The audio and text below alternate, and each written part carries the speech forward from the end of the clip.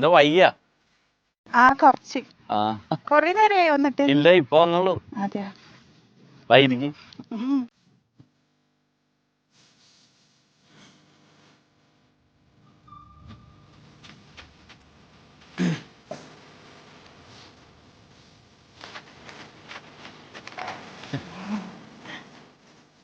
എന്താണ് കഴിക്കാൻ? ഇഷ്ടമുള്ള എന്താ വെച്ചാ പറഞ്ഞു. ഐസ്ക്രീം പറയട്ടെ? ആ കാണാനുമില്ല. വരട്ടല്ലേ? രണ്ടുപേരും മഞ്ഞയാണല്ലോ. പണ്ട് മഞ്ഞല്ലേ ഇഷ്ടം. ഞാൻ ഒരുപാട് ആലോചിച്ച് 2-3 ഷർട്ട് തേച്ച് വെച്ച്. പിന്നെ ഞാൻ ഇഷ്ടപ്പെട്ടിട്ട് എനിക്കറിയാം മണ്ടു അത് കൃത്യമായിട്ട് ചെയ്യുമെന്ന്. എന്താല്ലേ മണ്ടു എന്നെ വിളിക്കാനും നേരിട്ട് കാണണമെന്ന് പറയാനും പേഴ്സണലായിട്ട് സംസാരിക്കാനെന്നൊക്കെ പറഞ്ഞതേ എന്റെ നെഞ്ചിടിക്കാണ്. അത് കേട്ടപ്പോ തൊട്ടേ ഇന്നലെ ഉറങ്ങിയിട്ടില്ല. ഞാനോർത്ത് അറ്റാക്ക് വന്ന് ചത്തുപോകുന്നൊരു സന്തോഷത്തിന്റെ. എല്ലാം കാരണമായത് നമ്മുടെ ആ പൂർവ്വ വിദ്യാർത്ഥി സംഗമമാണ് അല്ലേ? മനസ്സിൽ ആത്മാർത്ഥമായിട്ട് ആഗ്രഹിച്ച ദൈവം ഒന്ന് ചേർക്കും എന്നുള്ളത് സത്യമാണ്. ഞാൻ ഒരുപാട് ആഗ്രഹിച്ചിരുന്നു മണ്ടുവിന്റെ ഒരു നോട്ടം കിട്ടാൻ. ഇത്ര വട്ടം സ്കൂളിന്റെ വാതിൽക്ക് നിന്നറിയാമോ? പക്ഷെ നമ്മളെന്നൊന്നും മൈൻഡ് ചെയ്യൂലല്ലോ. ദൈവം കാണുന്നുണ്ടാവും നമ്മുടെ ഇഷ്ടമല്ലേ. ഞാനൊരു വഴുക സാധനത്തിനിടൂ കെട്ടിയേക്കണത്. ഭയങ്കര സൈക്കോണ് അവള്. ഞാൻ ജീവിതം മടുക്കണേ. ഒരു സമാധാനം വീട്ടിലില്ല. അങ്ങാട് നീങ്ങിയാലും ഇങ്ങാട് നീങ്ങിയാലും ഒക്കെ സംശയമാണ്. ഇങ്ങനെ വിളിച്ചോണ്ടിരിക്കും. ഇപ്പൊ ഞാനിവിടെ വന്നേ പിന്നെ 3 വിളി വിളിച്ച്. ജീവിതം വെറുത്ത് പോണേണ് എനിക്ക്. എന്തെങ്കിലും കടും കൈ ചെയ്ത് ഞാൻ എൻ്റെ ജീവിതം അവസാനിപ്പിച്ചാണ്. പക്ഷെ ഒന്നും സംഭവിക്കാതിരുന്നത് മണ്ടുവിനോടുകൂടി ചേരാൻ വേണ്ടിയിട്ടാണ്. എനിക്ക് മനസ്സിലായത്. ഞാൻ എന്തോരം ഇഷ്ടപ്പെട്ടിരുന്നെന്ന് അറിയാമോ? 8ാം ക്ലാസ്സിൽ പഠിക്കുമ്പോൾ ഒരു സംഭവം ഉണ്ടായത് മണ്ടു ഓർക്കണ്ട? എന്താ? മണ്ടുവിന് ഇടക്കിടക്ക് എപ്പോഴും ജലദോഷം വരുമ്പോൾ ഇങ്ങനെ പിടിക്കാനൊരു കർച്ചീഫ് മടക്കി കൊണ്ടുവരും പറഞ്ഞില്ലേ? അതൊരു ദിവസം ക്ലാസ് വിട്ട് പോയപ്പോൾ മണ്ടുവിൻ്റെ കയ്യിൽ നിന്ന് നിലത്ത് വീണ് അറിയാതെ. ഞാൻ പുറകെ വന്നത് എടുത്തിട്ടുണ്ടായി. ഇപ്പോഴും ഞാൻ എൻ്റെ വീട്ടിൽ സൂക്ഷിച്ചു വെച്ചിട്ടുള്ളത്. സത്യമായിട്ടും ഞാൻ തന്നെ ഇങ്ങനെ പറഞ്ഞോണ്ടിരുന്നിട്ട് എന്തായാലും മണ്ടു എന്തേലും പറ. ഞാനിപ്പോ എന്താ പറയാന്നാ, എങ്ങനെ പറയണ്ടേന്നൊന്നും. എന്നോട് എന്തിനാണ് എന്താന്ന് വെച്ചാൽ തുറന്നു പറഞ്ഞു. ഇപ്പൊ ഞാൻ എൻ്റെ ആഗ്രഹം ഇഷ്ടവും പറഞ്ഞില്ലേ.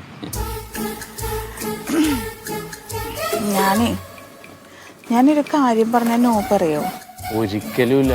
മണ്ടു ധൈര്യമായിട്ട് പറഞ്ഞു. എന്ത് പറഞ്ഞാലും ഞാൻ അനുസരിക്കും. ഞാൻ വെള്ളത്തിലോട്ട് ചാടണം? അതൊന്നും വേണ്ട. പിന്നെന്താ? എന്നാ ഞാൻ പറയാം. ഒളിച്ചോടുന്ന കാര്യം കുറച്ചൊരു ഗ്യാപ്പ് തരണം. കാരണം കുറച്ച് കാര്യങ്ങളൊക്കെ ഒന്ന് സെറ്റ് ചെയ്തിട്ട് വേണം നമുക്ക് വിട്ടുകളയാൻ. അതൊന്നുമല്ല. നോ പറയില്ലല്ലോ? ഒരിക്കലും ഇല്ല. എന്തു പറഞ്ഞാലും ഞാൻ അനുസരിക്കും. എന്നാലേ ഒരു ജീവൻ ലക്ഷ്യം എടുക്കട്ടെ? ജീവൻ ലക്ഷ്യം എന്ന് പറഞ്ഞാ? ജീവൻ ലക്ഷ്യ പോളിസിയില്ലേ? അതായത് ഇപ്പൊ ആര് മരിച്ചു പോവാണെങ്കിൽ കുടുംബത്തിന് ആ പൈസയൊക്കെ ധനസഹായിട്ട് കിട്ടും.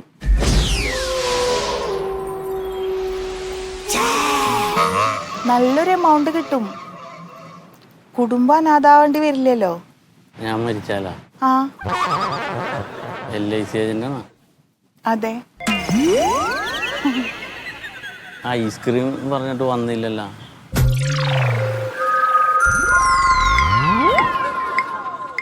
അതെ, അവിടെ പോയി വാങ്ങണമെന്നാണ്. ഞാൻ വാങ്ങിക്കൊണ്ട് വരട്ടെ?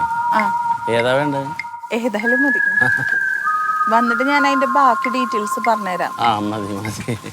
നമ്മള് അടയ്ക്കണതിന്റെ ഇരട്ടി തുക വരെ കിട്ടും. കിട്ടും. വീട്ടുകാർക്കൊരു ഇതാവുമല്ലോ. പിന്നെ ഞാൻ ഐസ്ക്രീം മേടിച്ചോണ്ട് വരാം കേട്ടാ.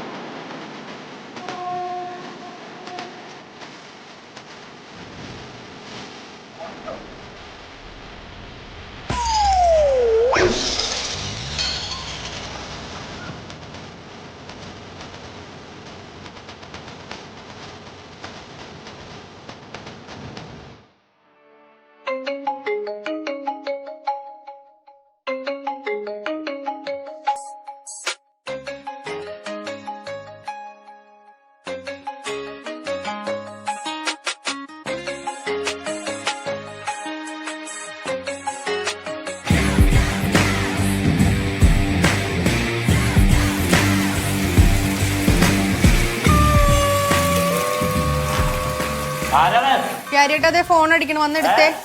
ഫോൺ അടിക്കണോന്ന്. എന്താണ്? ഫോൺ അടിക്കണോന്ന് എടുക്ക്. ഇത് കഴിയാതെ വരാൻ പറ്റുമോ? പുറത്തേക്ക് വന്നേ, എടുക്ക്, ഫോൺ എടുക്ക്. എന്താണ് ഇവള് സമാധാനമായിട്ട് ഇരുത്തേയില്ലേ മനുഷ്യനാ? എന്താണ്? ഫോൺ എടുത്തേ. മണ്ടു വിളിക്കുന്നു, ഫോൺ എടുക്ക്. അതെടുക്കണ്ടേ? അതെന്താ? അതെ എടുക്ക്. വേണ്ടെന്ന്. കട്ടാക്കി വിടണ എന്തിനാ? എടുക്ക്. കട്ടാക്കി വിടണാൽ ഒരു കാര്യമില്ല, അവള് വെറുതെ വിളിച്ചോണ്ടിരിക്കുകയാണ്. അത്യാവശ്യത്തിന് വിളിക്കണായിരിക്കും, കുറെ ദിവസമായില്ലേ മെസ്സേജ് ഒക്കെ അയക്കണ്. ഇൻസ്റ്റാഗ്രാമിലും വാട്സപ്പിലും ഒക്കെ കുറെ മെസ്സേജ് കണ്ടായിരുന്നു. ഇപ്പൊ ഞങ്ങളുടെ അടുത്ത് ഒരു വട്ടം കൂടി എന്ന് പറഞ്ഞ പരിപാടി ഉണ്ടായില്ലേ, അപ്പൊ കണ്ടപ്പോ അവൾക്ക് നമ്പർ കൊടുത്താണ്. വെറുതെ വിളിച്ചോണ്ടിരിക്കുകയാണ്. ഫോൺ എടുക്ക. ഞാൻ നിക്കുമ്പോ ഫോൺ എടുത്താൽ എന്താ കുഴപ്പം? നീ നിക്കുമ്പോ എടുക്കണേന് എനിക്കെന്താണ്? എടുക്ക്. എടുക്ക്. പിന്നെ വിളിക്കുന്നുണ്ട്. കട്ടായി. ഇനി വിളിക്കൂല. എന്തിനാണ്? അന്ന് തിരിച്ചു വിളിച്ചാൽ എന്താ പ്രശ്നം? നീ എന്തിനാ എന്നെ സംശയിക്കണത്? ആവശ്യമുള്ള കോളാണെങ്കിൽ ഞാൻ എടുക്കൂലേ? അതെന്താന്ന് കൂടുതലും ഉണ്ട് വിളിക്കൊന്നും വേണ്ട. ഗെറ്റ് ടുഗദറിന് പോയിട്ട് വന്നിട്ടുള്ള സ്വഭാവ മാറ്റമൊക്കെ ഞാൻ കാണുന്നുണ്ട്. അവിടെ ഇവിടേക്ക് പരിങ്ങിരുന്ന് ഫോൺ വിളിക്കണം, ഇങ്ങനെ കുത്തിരുന്ന് മെസ്സേജ് അയക്കണൊക്കെ ഞാൻ കാണുന്നുണ്ട്. അത് ഈ വാട്സാപ്പിലെ ഗ്രൂപ്പില് മറുപടി പറയണതാണ്. നാളെ ഇത് തുടങ്ങിട്ട് എത്ര നാളെ ഇത് തുടങ്ങിട്ട്? എന്ത് തുടങ്ങിയിട്ട്? ഞാൻ കാണാറുണ്ട് പുതപ്പിന്റെ അപ്പുറത്തെ സൈഡിൽ ഫോണിന്റെ ലൈറ്റ് കത്തുന്നത് 12 മണിക്കും 4 മണിക്കും. എന്നിട്ട് രാവിലെ എണീക്കും, എനിക്ക് ക്ഷീണം, എനിക്ക് ഉറക്കം വരുന്നു, എനിക്ക് പറയണ. അത് വേറെ നൂലാമാലയൊന്നുമല്ല, പുതിയ പോളിസിയുടെ പോളിസി ഇറക്കാൻ നിൽക്കണ്ട. നമുക്ക് രണ്ടുപേർക്കും കൂടിയുള്ള പോളിസിയുടെ എന്റെ പോളിസിയുടെ കാര്യമൊന്നും പറയണ്ട. ഓരോന്ന് പുതിയതായിട്ട് ഇറക്കിക്കൊണ്ട് വന്നു. ഞാൻ പൊട്ടിയാണല്ലോ ഇവിടെ. നിനക്ക് എന്താ പറ്റിയത്? ഞാൻ എന്ത് പറ്റേണ്ടത്? എന്താ ഞാൻ പറ്റേണ്ട? ഇത് കൂടുതൽ ഞാനത് ഡിലീറ്റ് ചെയ്ത് കളഞ്ഞാ പോരെ? ഇത് എല്ലാം എന്നെ മറക്കാൻ വേണ്ടിട്ട് ഡിലീറ്റ് ചെയ്ത് കളഞ്ഞാ പോരെ? എന്റെ ദൈവമേ, ഇവള് എന്ത് പറഞ്ഞു മനസ്സിലാക്കാനാണ് ഞാൻ? ഇത് കൂടുതൽ എന്താ പറയേണ്ടത്? ഇത് കൂടുതൽ എന്താ പറഞ്ഞു? നീ എന്ത് അറിഞ്ഞിട്ട് എന്ത് കണ്ടിട്ട് ഈ പറയണത്? പിന്നെ അടിക്കുന്നുണ്ട്. നീ എടുത്തോ. ഇത് അച്ഛനാണ്. എന്നാ നീ സംസാരിക്ക. അച്ഛൻ സംശയമുണ്ട് എനക്ക്? അച്ഛാ എപ്പാ? അയ്യോ, ഞാൻ വരാം അച്ഛാ, ഞാൻ വരാം, ഇപ്പൊ വരാം. എടേ, മന്മഥന് അറ്റാക്ക് വന്നിട്ട് ഐസിയുലാണെന്ന്. ഇല്ല, ഐസിയുലാണ്. ഞാൻ വിളിക്കാം കേട്ടോ. വീടറിഞ്ഞ് വിളിക്കാം. എന്നാ വെച്ചോ, ഞാൻ വിളിക്കാം.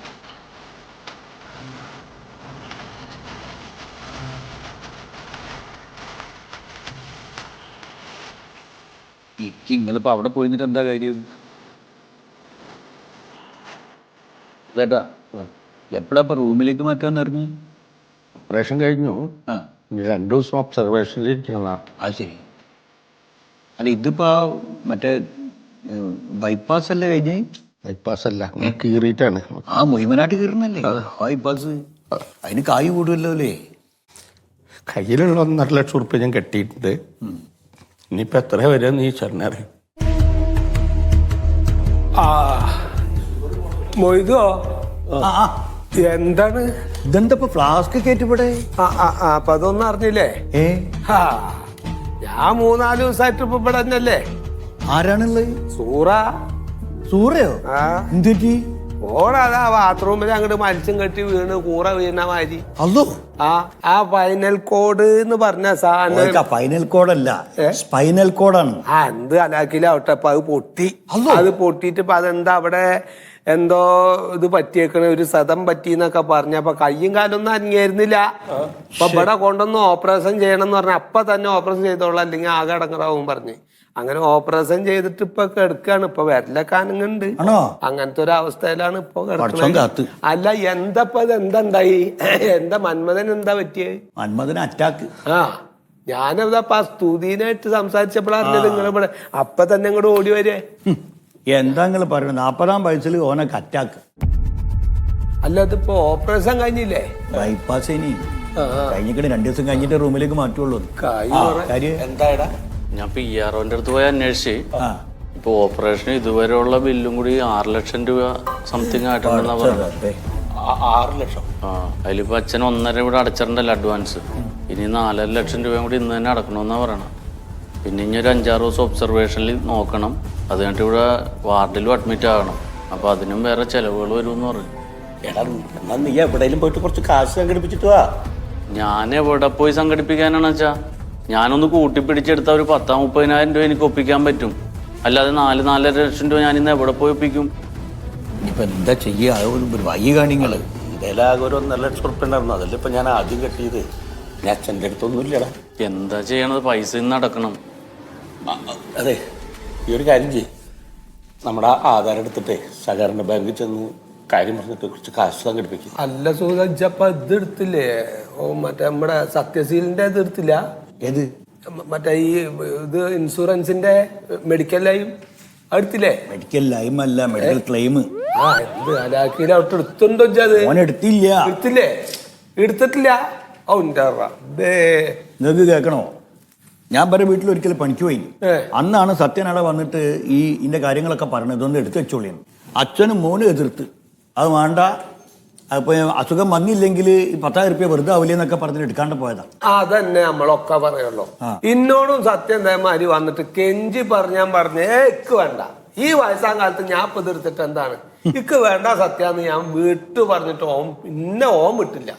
ഓൻ പറഞ്ഞു നിങ്ങൾ വിചാരിക്കണം, അരില്ല നിങ്ങൾ ഇത് എടുക്കണം, എനിക്ക് ബന്ധപ്പെട്ട ആൾക്കാരത്ത് മാത്രമേ, അത്ര പരിചയമുള്ളവരുടെ ഞാൻ അത് പറയുള്ളൂ. നിങ്ങൾ ഇത് എടുക്കണം, കോയക്ക് നിങ്ങൾ കുടുംബം എടുക്കണം, അതിന്റെ കാര്യങ്ങളൊക്കെ അറിയാണ്ട നിങ്ങൾ വരിയും പറഞ്ഞു എന്നോട് വിളിച്ചൊരു കാര്യം പറഞ്ഞോ. എന്താ വെച്ചോ, ഈ ഇൻഷുറൻസ് നിങ്ങൾ എടുത്ത് നിങ്ങൾ ഈ തക്കാത്തും കാര്യങ്ങളൊക്കെ കൊടുക്കുന്ന ആൾക്കാരല്ലേ.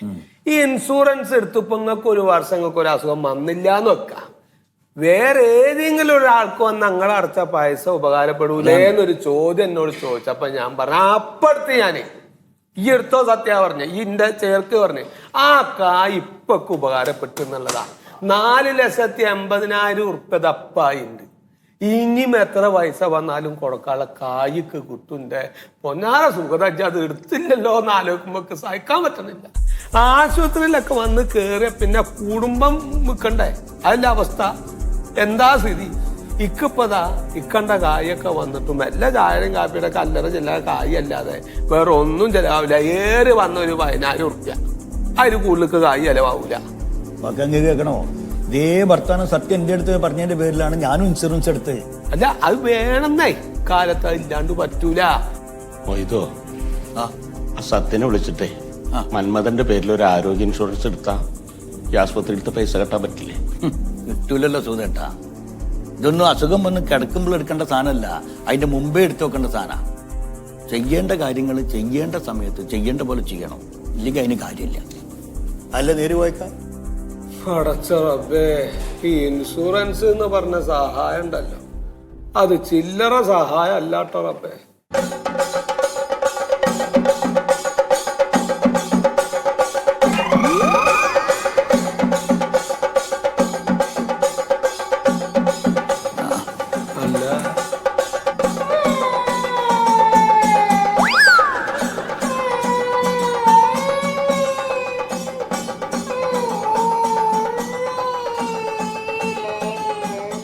അല്ല രാഘട്ടാ, ഇതെന്താ പുണ്ണിക്ക് പറ്റിയായി? ഓൻ വൈക്കേ കൂടെ റോഡിൽ നടന്നു പോകുന്ന ഒരാളെ പെരടിക്ക് മോട്ടോർ സൈക്കിൾ കുത്തിന്ന്. എന്ത്? അവൻ റോഡിലൂടെ നടന്നു പോകുന്ന ഒരാളെ പെരടിക്ക് വണ്ടി ഇത് മോട്ടോർ സൈക്കിൾ കൊണ്ടുപോയി കുത്തിന്ന്. എന്നിട്ടൊന്ന് അയാൾക്ക് ഗുരുതരമായ പരിക്ക്, അയാൾ ആസ്പത്രിയിലായി. ഇവരും ഗുരുതരമായ പരിക്ക്. ഓന് ബുക്കും പേപ്പറും ഇല്ല, ഇൻഷൂറില്ല, ഓന് ഇൻഷൂറില്ല, ഒരു മണ്ണാകട്ടില്ലാത്ത നായിന്റെ മോനാണ്. എന്താ വേണ്ട ഞാൻ എന്തെന്നാ പെയ്യാതെ ആൾക്കാർ പകുതിക്കില്ല പെൻഷൻ ഒന്നുമില്ല. ഈ കായ് എത്ര ചെലവാക്കണപ്പ ഇവിടെ? എന്ത് ചെയ്യണ്ടാ? ചെക്കന്റെ മുഖത്തേക്ക് നോക്കുമ്പോ റോഡിലെ ഇലക്ഷന് വരച്ച പയ്യാണ്.